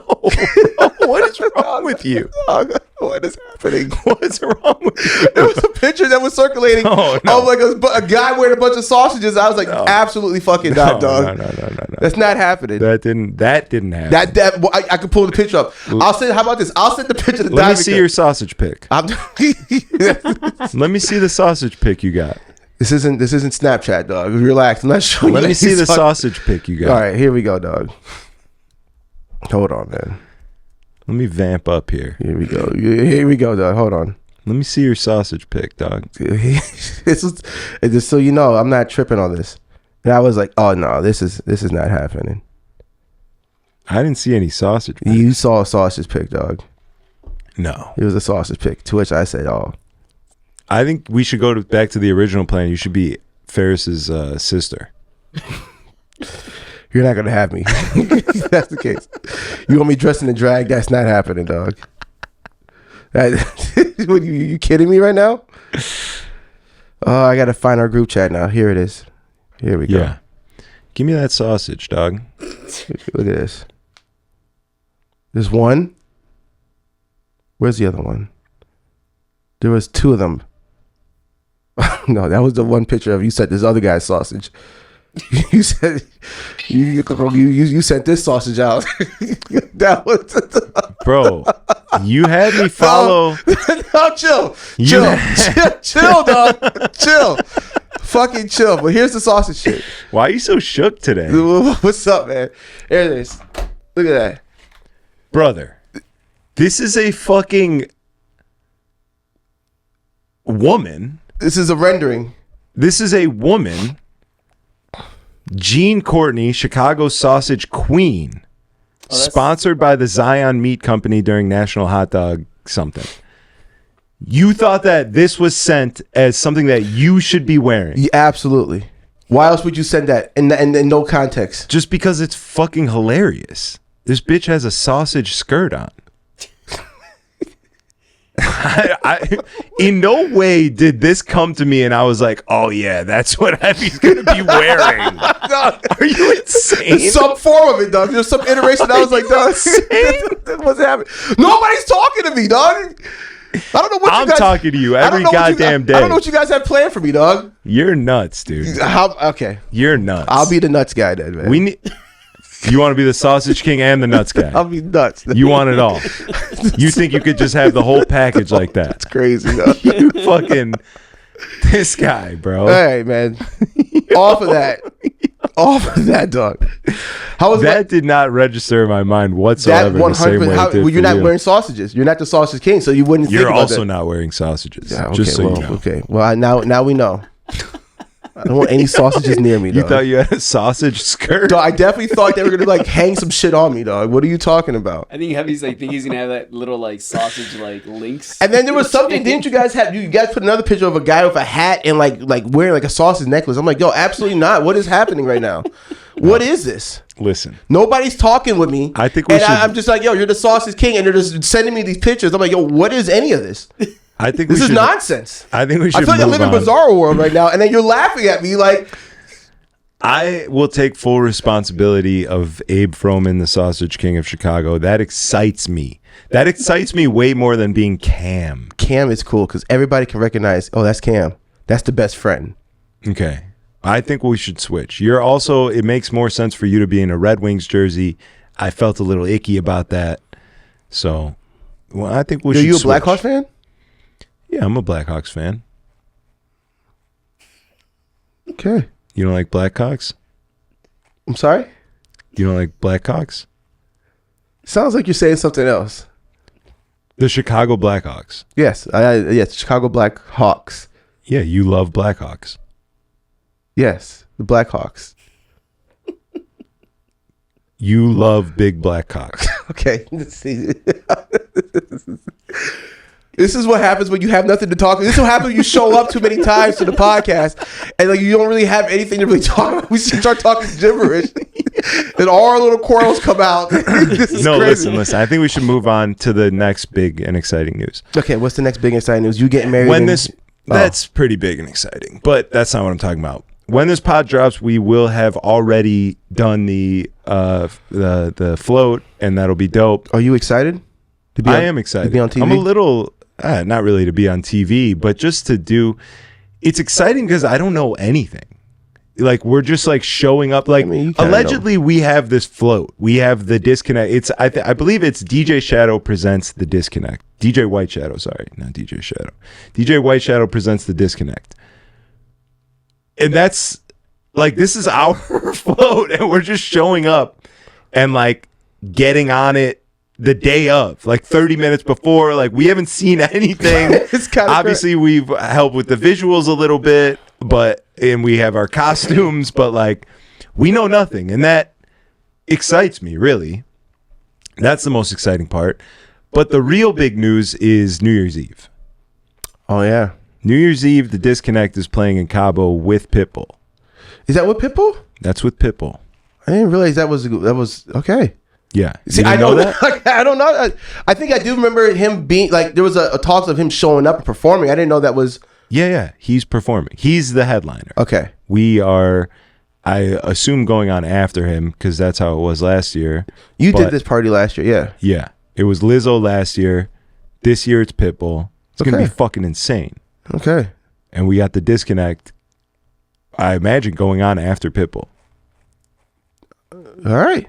That's kind of lit. It's kind of cool. We don't have to. You just made that announcement now, right? This announcement. It's not like big things are coming. We just made the announcement. No, that's it. That's big. That is huge. And I'm coming. It's good. It's good, dog. It's big. Get the paper towels. It's gonna be dope. Yes. How many paper towels do you go through in a month, dog? We used to in your heyday. In a month? Absolutely a roll. Oh, easy. It's crazy. Dog. In a month? 30 days? 30 days. That's like, that's easily 50 to 70 wax. Oh. I told you we were going to come back around to it, dog. I'm ready. We're back to the paper towels. No, yeah, that's going to be sick. We have I'm excited. I'm excited. That'd be cool. I mean, you got your that'd be cool. Yeah, that's cool. I don't want to listen. I'm the type of person that I don't really. I've done a lot of shit, right? I'm not trying to brag. I've done a lot of cool shit, so I used to get like really excited, like, oh, I get to fucking DJ with this person in the club, and I used to get like really amped up and hyped over it, and then like my expectations be up here, and then the night would be like what really happened would be down here. And I always just like that gap. I always hate that fucking expectation gap, so I usually close it by just saying, oh, that'd be cool, it'd be sick, that's gonna be fire. Yeah, you know. And then once it exceeds my expectations, I'm like, yo, that was one of the best nights of my fucking life. That was great. Okay. So that's why I never really get too like over the top, unless it's something crazy like DJing, you know, for Pitbull at New Year's Eve. Then but it's pretty fucking cool. It's pretty tight.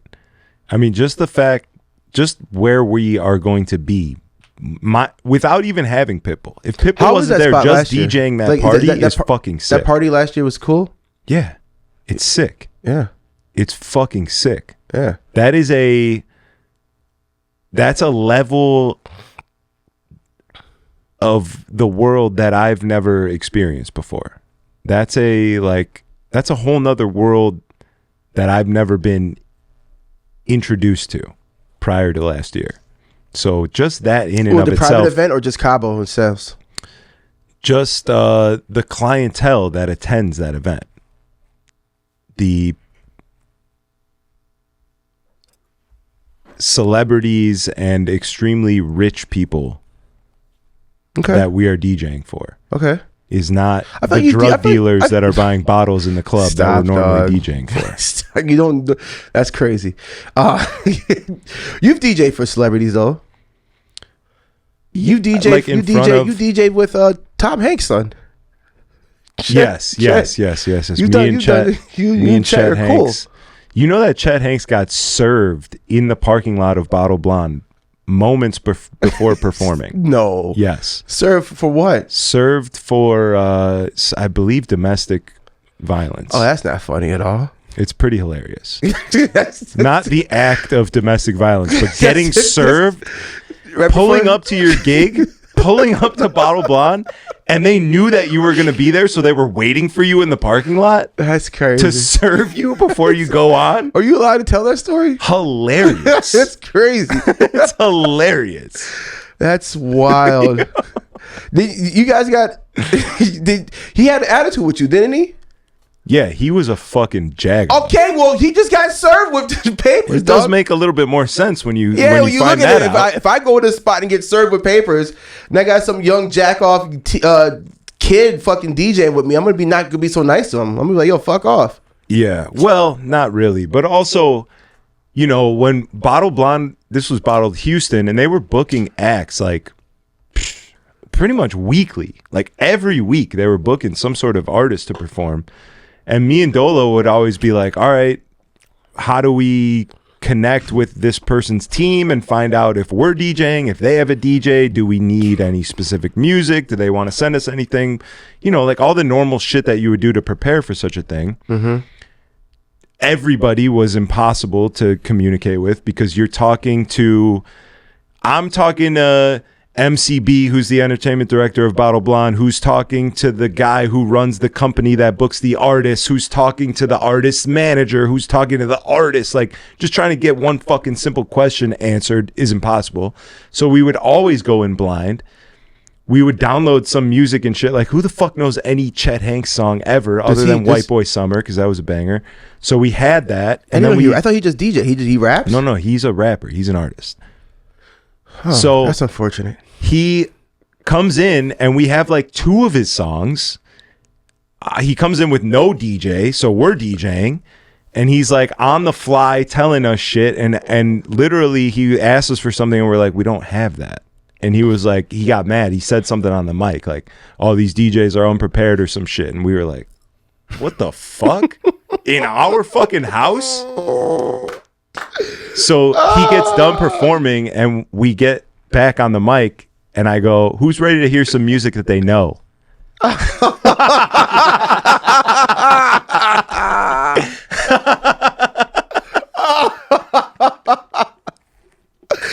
Oh, of course he did. It was great. What did he say? He didn't say shit. Was he there? Or you wait till he left to say that? I can't remember. I think he was there, to be honest. He might have waited. I think it was like right when he gave us the mic back. I was not scared. Nobody's scared of Chet Hanks, especially in my own venue. Right. I'm not trying to kick up the beef between you and Chet. Take it easy, dog. Take it easy. I don't want you to kick up no beef with Chet. This is all right. You don't have to go in far extreme. I get it. You're not scared of him. I'm not saying you are. I'm just saying, you know, you didn't wait. You just did it right in front of him. Yeah. Okay. Yeah. I believe I did. You believe? And then you know what I played? Hey, ladies. Pop, lock, and drop it. Hey, ladies would have been a funnier way to end that story, but I'll take the pop, lock, and drop it. That's fine. Yeah. It's a song we all know, we all play because it's safe and it works. Another song that should probably retire. Mm-hmm. I think so. Let's get 5 songs right now that you want DJs to stop playing in the clubs. 5 songs right now that DJ should stop playing in the club. Absolutely, A ladies. Yes. I think Justin Bieber, Baby. Ooh. Really? It's easy. Okay. It's easy. Although I will say, like, okay, maybe that's not it. Because A Ladies to me is like a song that I've played since the day it came out until the day I stopped playing it. Baby sort of had a resurgence. I didn't play Baby when it first came out. To me, it was like corny. And then it sort of came back and I was like, you know what happened? Fun. The kids that grew up on it are now in the clubs. Exactly. So maybe that one doesn't go. That's why I'm like, wow. What else came out in like 2010 to 12? You tell me, brother, because I got 5 songs ready to go right now. You got them? Right now. All right. All right. A Ladies. Then you get your shit off first. No Hands. Oh, so you want No Hands to stop too. You see it? I mean, I think if it's if we're going off that metric of just songs that we just play relentlessly because they work. Yeah.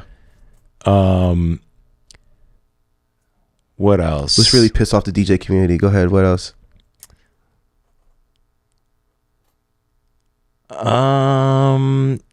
Bottoms Up's got to be on there. Okay, that was one of mine. Yeah. What else do we got? What have I just been playing nonstop? Can I just give you mine since go ahead. Go ahead. All right. A Ladies. Say Ah. That's gotta die. Mm-hmm. I don't want to do No Hands now since you did No Hands, but I will say Pop, Lock, and Drop It. That can die off too. Swag Surf. Ooh. Kill that one off, dog. Kill off the Swag Surf. And the last one, this one's gonna start a lot of shit with my hip hop DJs. We gotta retire Dreams and Nightmares, dog. Oh, it's the worst song of the decade, dog. To be just still playing in the clubs, dog. I'm gonna be honest with you. That's 5 off the top. I could probably go to fucking 20, but that's 5 right there. I mean, I think that's an unmatched 5. That's a I think strong 5, dog. There's like no the Swag argument Surf on to any me of is them. just like that cliche. Oh, let's get together. Let's put our arms around each other. Let's swag and surf, and it's just the chorus. By the time, nobody can tell me a fucking verse or a line off that song.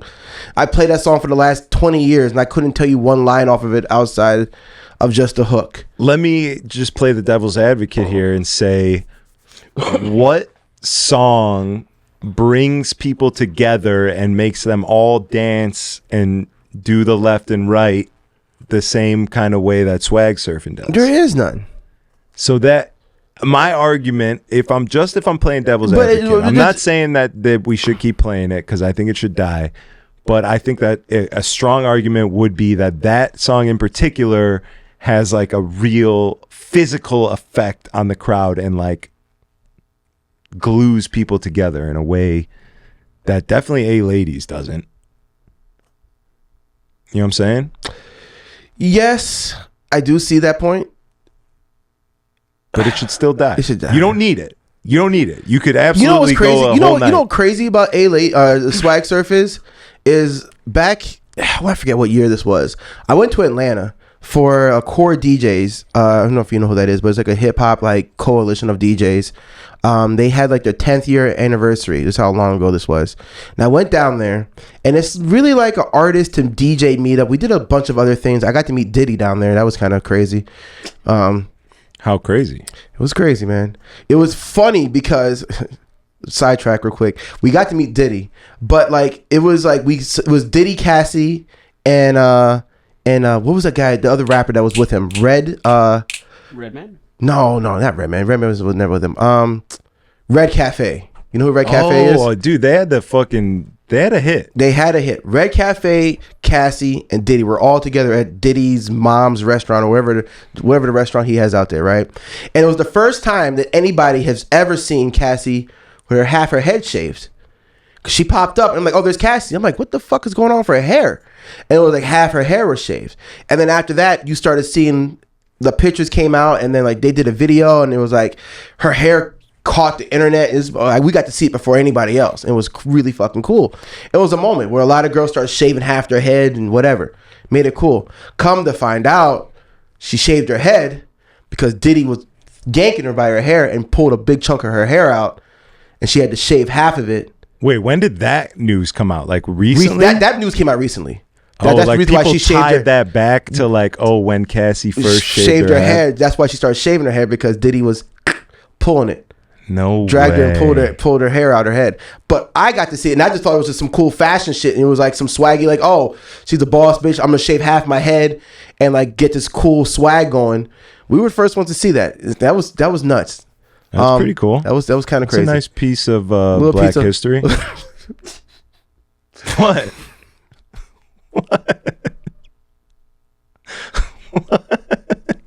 Calling it Black history is crazy, dog. I want to fight you, dog. What is going on? What is it? Hip hop history? Fine, I'll just do that. Okay. Black history is nuts. Domestic violence in Black history is crazy, dog. What are you doing right now? I'm just saying. Anyway, Jesus. You call my fiance a toothbrush.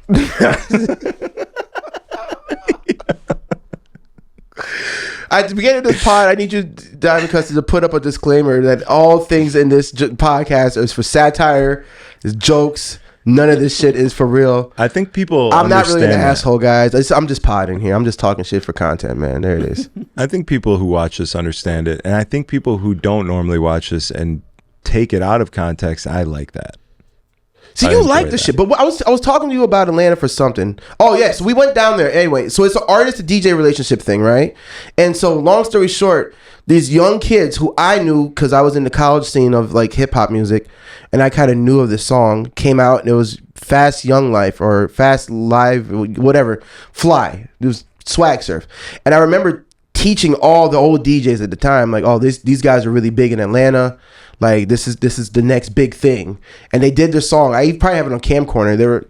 And they're up there doing the Swag Surf, and like nobody walked up to them. And I like walked up to these kids, I'm like, yo, I think you guys have a bright future. I really like your song. You heard of us? Oh yeah. I'm out in Kalamazoo and whatever, and I'm playing your song, and hopefully it catches fire. And it kind of did a little something, and it went away. That song was like old. I don't know if y'all know how old this song is. It went away. It never was a thing. And then like it popped up on the internet. You love the internet, and like it was like some college basketball game or some high school where the kids were in the stands, and then they played it, and everybody started, the whole team, the whole like crowd, started doing it in unison, and it became like the Black thing, and they started doing it in HBCUs and all types of events, and then white people love to copy, so then they started doing it, and now it became like a whole resurgence of thing, and now it's being played 20 plus years later in the club, and it's just like we can just let that go. We can just let that one go. We can let it go. I think we should let it go. I still want to hear the rest of your songs since you threw me out there to the DJ community, but I want to hear it, bro. I'm so bad with my memory on songs. I'll let you cook. I'll let you get time to cook there. Maybe I'll say any song. Just name a Drake song that you're tired of hearing, dog. Yeah, there's a lot of Drake songs. Like Trophies or some shit. I don't know. Headlines, I feel like, is the most oldest but still played so often. But I mean, that's a banger. It's a banger, dog. I don't know. It's hard to let that one go. It's a fucking banger, it's hard to let that one go. The songs I mentioned, like outside of Dreams and Nightmares, I have my own reason why I want that to die. But all the other songs I mentioned, like you don't know the verses. They're just hook. They're just hooks. Mm-hmm. Hey Ladies, just a hook. Maybe Bottoms. I didn't say, but you said Bottoms Up. Pop, Lock, and Drop is just a hook. Swag Surf is just a hook. Like these are just songs that you can just let the hook play and then just be. That's it. Yeah. But as DJs, like, you'd be a psycho to play 20 seconds of a song and then move on, which some people still do, but then you gotta let the song play out, and then it loses its luster after, like, it's like a TikTok song. It loses its luster after 20 seconds. And now you're just stuck in this fucking 2 minute lull of like, okay, we heard that one now, let's move it on. Yeah. And this is why these songs just need to just disappear. Now, Dreams and Nightmares, I just don't like that song because it's just so long. It's like the intro's long, the build-up's long, and then like there's no real good place to cut it off. It is tough to mix out of. It's impossible to mix out of. But there's definitely a moment when you figure out where you as a DJ like to mix out of it and it works. Like for me at least, that was a moment. I never played Dreams and Nightmares until I got to Houston. That's and it was a necessity. It was a necessity. And then I was like, okay, now I have to figure out how to get out of this fucking crazy It's hard. thing. And then when I did, I was like, oh, I got it. And it's like finding the right piece to the puzzle. Yeah? What's the part? I couldn't even remember. Yeah. But there was something that I looped for one bar and then just transitioned into the next thing. And you know, another thing with Dreams and Nightmares is you just see the pussy dry up. It's a thing, dog. Well, listen. there's some ratchet hoes that get crazy. Ratchet hoes is crazy. There's some ratchet girls out there, yes, for sure, that want to hear it. But for the most part, though, it's a very dude masculine song. Yeah, absolutely. And I'm not into playing shit for the dudes. All right, I got my songs. Let's go. Let's hear them. Top 5 songs that I think DJs need to stop playing. We're going viral with this one. A Ladies. A Ladies. No Hands. No Hands. Bottoms Up. Bottoms Up. Big Sean Ass. Ooh, that's a good one. Big Sean Ass. And lastly,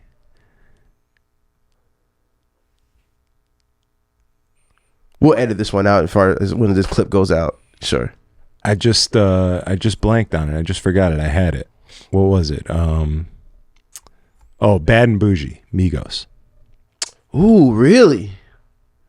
That last one's kind of controversial, no? We've been ripping it. We've been ripping it. I barely play that song now that you think about it. Really?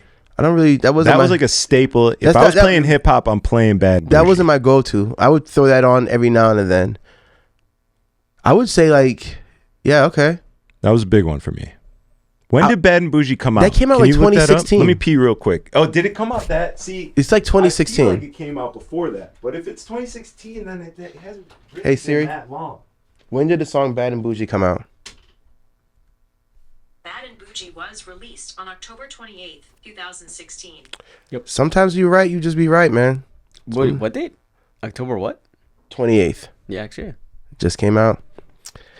That makes Bad and Bougie how old now? Close to 10 years. Yeah. 9 years.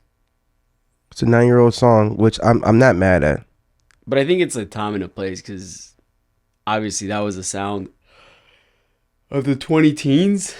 I don't think you can replicate that now. Because you've heard, or you've seen, right, that they're saying that hip-hop is in an awkward place. It's not even in the top 50, I believe. Yeah, but that's for clickbait shit though, man. Because when you look at it, like Taylor Swift took like 18 of those spots. But I will say this: I don't think you can definitively say now, without your choice and taste, what's a hip hop banger within the past 3 years. Like, what song, other than maybe Kendrick Lamar's "Not Like Us" or whatever shit went viral, I don't think there's a specific like. All right, if in the 2010s Swag Surf took over, what song right now would be like the epitome of hip hop? Like, this is a club banger. Well, that's the problem right now, right? I feel like because we can base everything back to social media. We live in this time now where we are experiencing things differently, right? Back before social media, we would all experience shit at the same time for the most part. Look how TV shows and shit were, right? Everything, like, you watched an episode, like the finale of Lost. We all saw that together, unless you weren't into it, right? It was like a thing.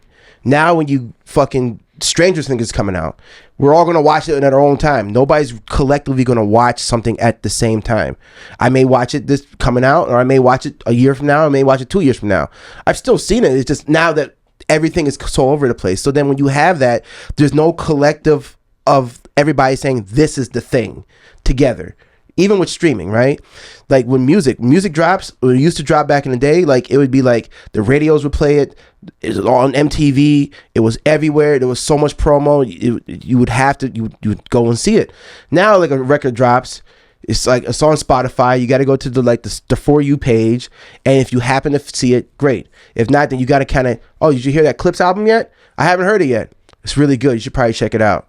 And then you don't. There's not a collective of people at one time saying, "Oh, this is the thing." You know what I mean? But you don't think like the sound maybe is like what's missing? Because I don't feel like hip hop is like that statement you said, what there's been no definitive hip hop thing.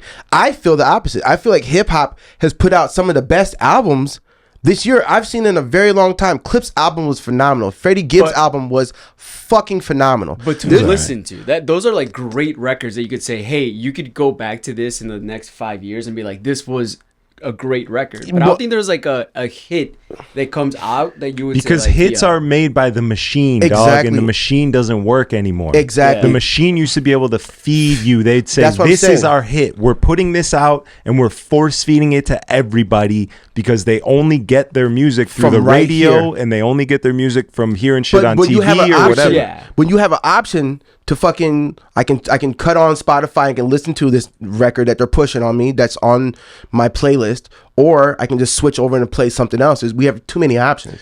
So now they have to figure out a different way to force feed us to shit, right? Before it was just, oh, these outlets, cool. There's too much coming out right now. There's too much coming out, and there's too much availability to hear whatever you want. So hits were literally part of the music industry's like we're pushing this artist and you're gonna get these top 10 it was artists. part of their formula. And like they figured out how to make a hit. They figured out how to take something or see someone and be like, okay, we'll get him to make this, and then we'll take this and we'll push it and we'll force feed it, and it will literally make a hit. They made hits. Because that does happen. I do see it happening in the dance scene. I feel like that is what's kind of coming up on there, because they'll be like, oh, did you hear so and so? They dropped this unreleased track that's making waves and they're playing it in Ibiza, they're playing it here. But I think hip hop kind of trailed back with that, where there's no longer even in dance music, there's no hits. There's no such thing as a hit anymore. There's no Calvin Harris huge hit. There's a song that gets big for a week and it's like the thing, but then there's 45 other songs that come out the next week, and it's like that one song, sure, it's popular and sure it works and it's great, but it's not. And we have no gatekeepers no more, dog.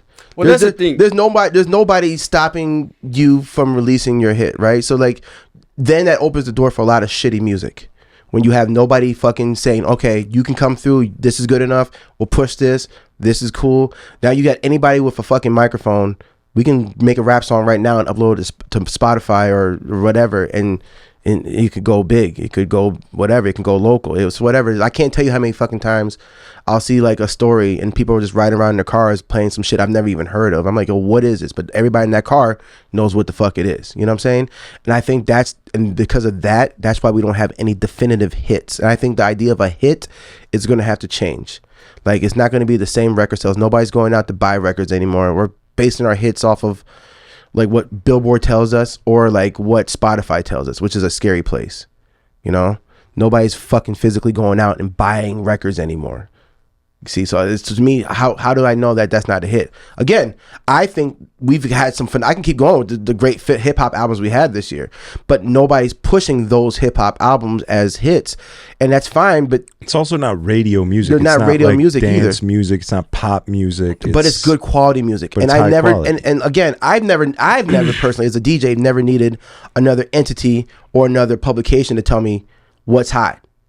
I've always been that way. If somebody said, like, I don't know, this album is dope, and they're like, cool, but it's not on the top 100 hits. Like Busta Rhymes' Extinction Level Event is one of my favorite albums of all time, dog. But that's not that. There's no real big. That wasn't a hit. That wasn't a top Billboard selling album.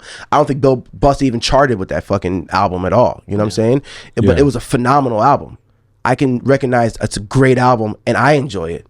But it wasn't necessarily a hit, you know? So when Billboard puts out a tagline like there's no hit songs or whatever. And they did another one. There was like No Song in the Summer. They've done these, bro. And it's just clickbaity. And then they turn around, they change the rules, and they give Taylor Swift 15 spots. Every fucking song on her album is charting as a hit. Well, yeah, which then is like, okay, back in the day before that happened, it was like you pick a single. This is the single. I'm submitting this, and I'm submitting this. Not every song was up for fucking to the be whole on the system Billboard. It's all down. backwards. It's not. It's not good. It's just what we knew, and it has collapsed with the internet, and they're gonna have to figure something else out. Trust me, they're scrambling to figure it out now. Like this talk that we're having is way smaller than what the bigger conversation needs to be, and they're trying to figure it out. But to your point, there hasn't been any good hip hop songs in a long time.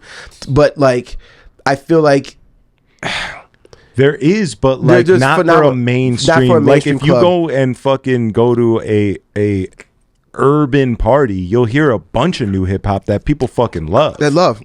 But it's not for like a crossover open format room. Hip hop is just not the top thing right now. It was 2016. Yeah, everybody was coming out.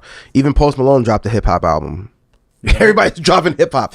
I think Miley Cyrus dropped a hip hop album. Like the hip hop was like the big thing, and that was pop music. And now that hip hop is slid out of the pop genre and back to being just hip hop, now it's a whole thing now. You know, like hip hop's not going to die. It's not going to be disco. Well, disco's can come back, but it's not going to die off. Like what's the last good rock album? You can say the thing about rock. What's the last big rock group? I don't see any rock groups anymore. No. Any bands or anything like that. You know what I'm saying? Like, but nobody's depressed about that. There hasn't been a rock hit in how long? Yeah, it's just the way the world works, the waves that we go in. I know you were kind of off of that off screen for that, but that was a good combo though. Yeah, you have a microphone, right? That's right, your mic, right. So it picks up. Yeah, it's not like I'm talking to myself. You finally picked up on that. That's good. You guys are picking it up in here, man. I see the money. You like that? I see the money, man. Yeah, we're making the same money. He's like, what's it was like that. What was it? Not Robin, but you know what I'm talking about. That fucking Jamie? No, Beetlejuice. That's who he was. The guy from Howard Stern. The guy who was just off the side, who was just like, they gave him a microphone. Yeah, he's really dating him, so he's like Howard Stern. Yeah, that's how. Well. Yeah, Beetlejuice I'm 63, so it's fucking guy, man. Yeah, man. Let's. I think we put a bow on it. We wrap it up. We'll get some food. We'll hang out for a little bit. Yeah, man. Let's get a burger. Let's actually enjoy life off camera because that's important.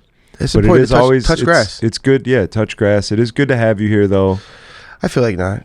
It is. I feel like this is, It is. I like that it's like more of a regular thing than just like a rant. Yeah, obviously this pod airs every week. How's it having Dolo back on the couch? It was great. It was incredible, except for the fact that my father-in-law watched the episode. There's things in the episode. Dolo went hard. Dolo's still Dolo. The best part about Dolo. I thought it's an inside joke. I got to go back and watch it now. I started it and I didn't finish it. So what happened? Or you don't want to? You don't want to bring the episode? It up. You don't. I mean, what? We can talk after this. We don't have to this be a camera. But. It doesn't matter. What happened with what? Why are you so worried about your father-in-law seeing it?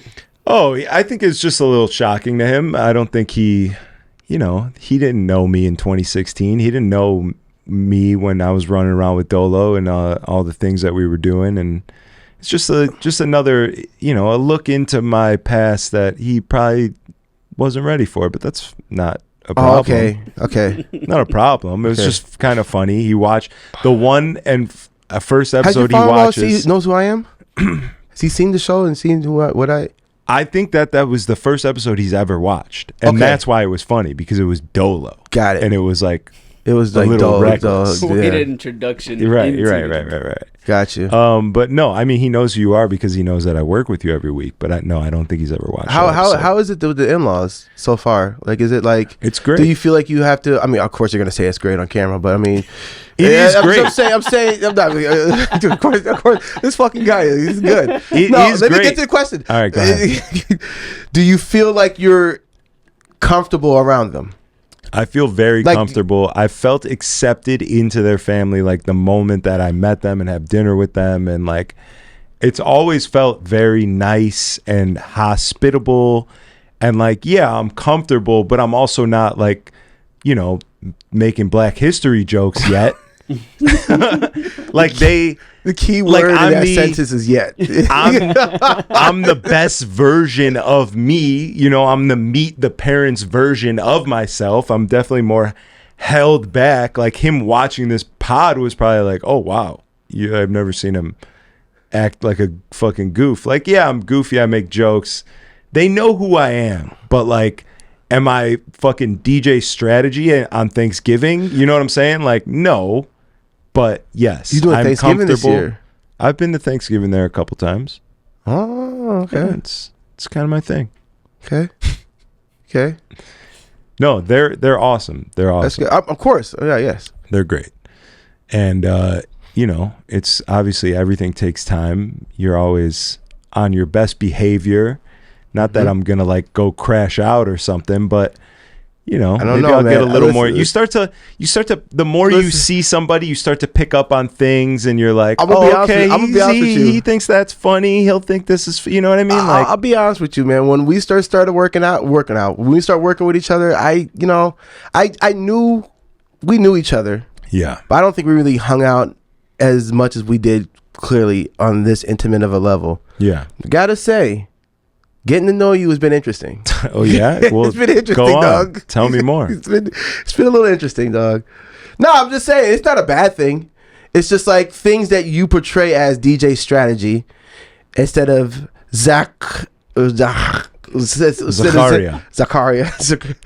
Instead of Zack, it's a little different. It's a little different, dog. Give me like an example. Give me like something that comes dog, to mind. Like you have OCD, like a motherfucker, dog. Like it's kind of crazy. Like I walk into a DJ booth, I'll go out. So like when I come in and I'm DJing, and Zack comes in like on a Saturday, the first thing he does before he even shakes me up, like he gives me a dap or anything like that, and he like kind of moves me out the way. Adjusts the DJ booth so it's like asymmetrical to like the perfect thing, then grabs the CDJ or the turntable or the controller, adjusts it just a little bit, and then like, all right, what up, my guy? And I'm like, yo, what was any of that, dog? Like, well, remember when you said about like the volume or the audio quality? Yeah, and then the other thing is like you get on these little rants, and it's kind of funny, dog.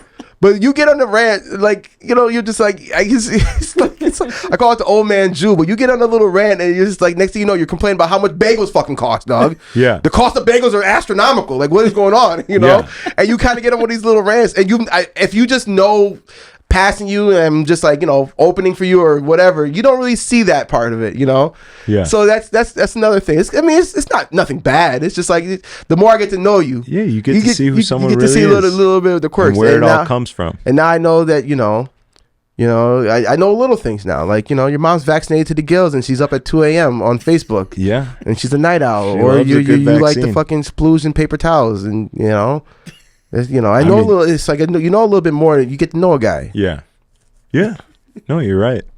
I do. See, that's me putting the bowl back on there. I'm a fucking great podcaster, man. I'm putting the bowl back on this shit. We start off how we finish. I need the things to be straight. I definitely don't like if I look down and something, the gear's crooked, the table's drives crooked, you fucking crazy, dog. Something's not like in a straight line. I always make sure that my BPMs are at 0.0. You don't do that.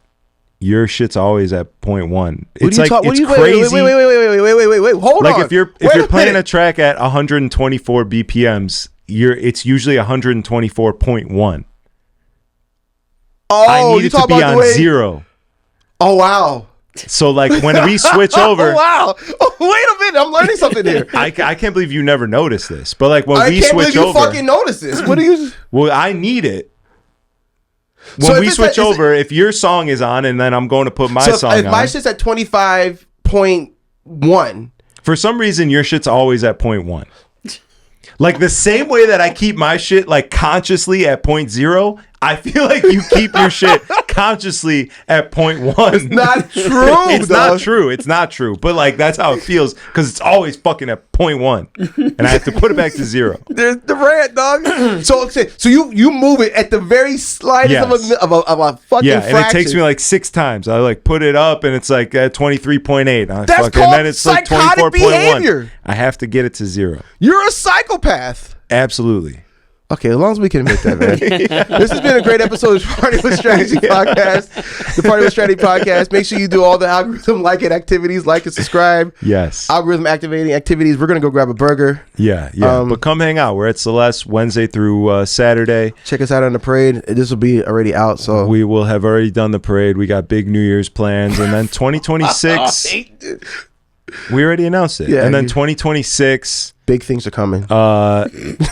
Should be an exciting year. I'm excited to see what happens. It should be an interesting year. I'll say that. Things are going well. As much as like it's uncomfortable sometimes, and we're like just dangling in purgatory sometimes, and we're working with other people where we don't necessarily have all 100% control, which I'm used to and I sort of need, if you couldn't tell by the conversation we just had. You're a very controlling guy, dog. It feels crazy sometimes, but when I pull back and I look at the overall trajectory of all of these, all this whole mix up that we made, this whole exodus from open format, it's going really well. And what are you going to do when you have kids and they don't do exactly what you say? I'm going to beat the shit out of them. Okay. And thank you guys. We're out.